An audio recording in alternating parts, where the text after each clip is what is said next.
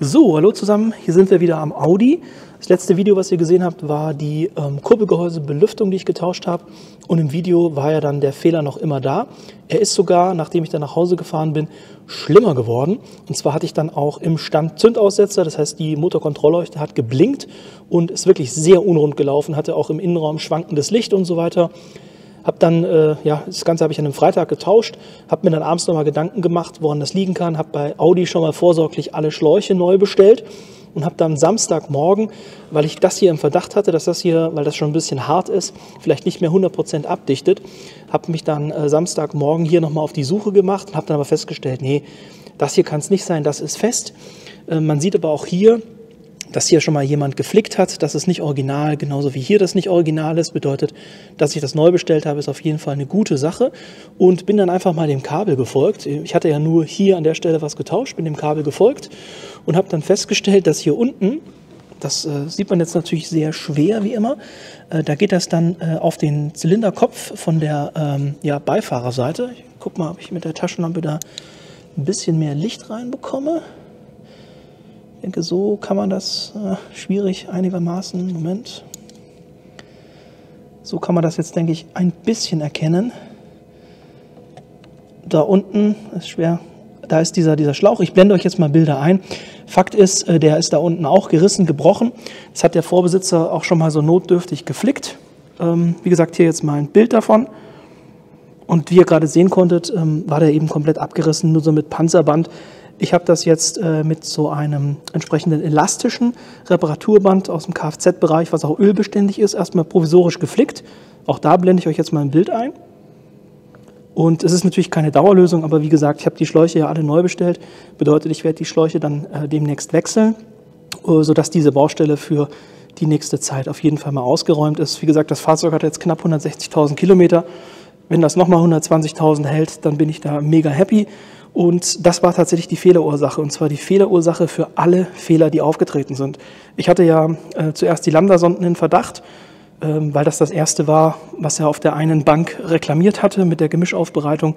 Eigentliche Ursache sind aber nicht die Lambda-Sonden, ich zeige euch das auch gleich im VCDS, sondern eigentliche Ursache war einfach, dass er hier komplett dieser Schlauch eben abgerissen war. Das heißt, hier oben am Zylinderkopf oder am Zylinderdeckel war eben der gesamte Schlauchdurchmesser offen und hat hier permanent Falschluft angezogen, was natürlich dann die gesamte Gemischaufbereitung kaputt gemacht hat, weshalb eben der Fehler mit den Lambda-Sonden kam und auch die Zündaussetzer, denn wenn hier der Unterdruck nicht stimmt, dann passt das alles nicht zu den Werten, die er in seinem Steuergerät hinterlegt hat und dann geht das alles in die Grütze. Und jetzt, was soll ich sagen, er läuft seidenweich. Ich mache ihn gleich auch nochmal an, aber vorher schauen wir mal in den Fehlerspeicher. So, jetzt sind wir hier am VCDS. Ich habe wieder das Motorsteuergerät geöffnet, in dem Fall erstmal nur Motorsteuergerät 1. Da hatten wir ja immer die meisten Fehler drin. Ich gehe jetzt auf Fehlerspeicher lesen und wie wir sehen können, keine Fehlercodes gefunden. Ich habe auch keine Fehlercodes im Motorsteuergerät 2. Das heißt, wenn wir da zurückgehen und in die Antriebselektronik, Motorelektronik 2, schauen auch hier einmal rein und auch hier keine Fehlercodes gefunden. Bedeutet, ja, die Quelle allen Übels war tatsächlich einfach dieser abgerissene Schlauch von der Kurbelgehäusebelüftung. Und jetzt hätte ich gesagt, ich stelle mal die Kamera auf, dann starte ich das Auto und dann werdet ihr feststellen, wie seidenweich er wieder läuft.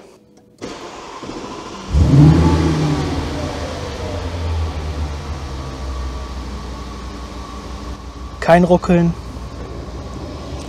Ein ganz seidenweicher Klang oder beziehungsweise ein ganz seidenweicher Lauf. Auch die Lichter wackeln jetzt nicht mehr. Das seht ihr jetzt, doch ihr seht es hier an der Seite. Das war ja dann bei der Tauschaktion von den Kurbelgehäusebelüftung war das ja auch so, dass er eben durch diese Zündaussetzer extrem Lichtprobleme hatte. Ist jetzt alles weg, läuft wieder top. Es gibt demnächst noch ein Update-Video, wenn die Teile von Audi da sind. Da zeige ich euch, wie ich die Schläuche dann wechsle.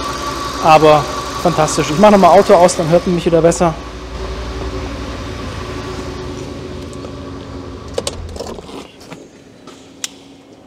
So, jetzt kann man mich auch wieder besser verstehen. Also wie gesagt, das war die Fehlerursache. Nichts mit den Lambda-Sonden, nichts, also auch die Kurbel Kübelgehäuseentlüftung bzw. der Ölabscheider war eigentlich nicht das Problem, sondern lediglich der gebrochene Schlauch von diesem Ölabscheider. Wirklich schade, dass der Vorbesitzer, denn ihr habt es ja auf den Bildern gesehen, ich blende es nochmal ein, da hat ja definitiv schon mal jemand schlecht repariert.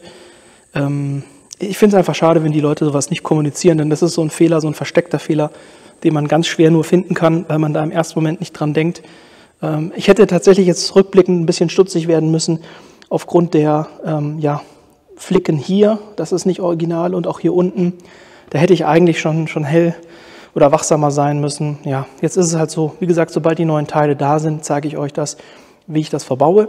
Zudem war mir dann gestern in der Analyse meines Videos auch aufgefallen, dass unten der Ablassschlauch, der dann das schlechte Öl oder das rausgefilterte Öl Richtung Ölwanne zurückführt, der ist auch so ein bisschen abgeknickt. Das heißt, da habe ich mir auch ein T-Stück bestellt oder beziehungsweise ein L-Stück vielmehr.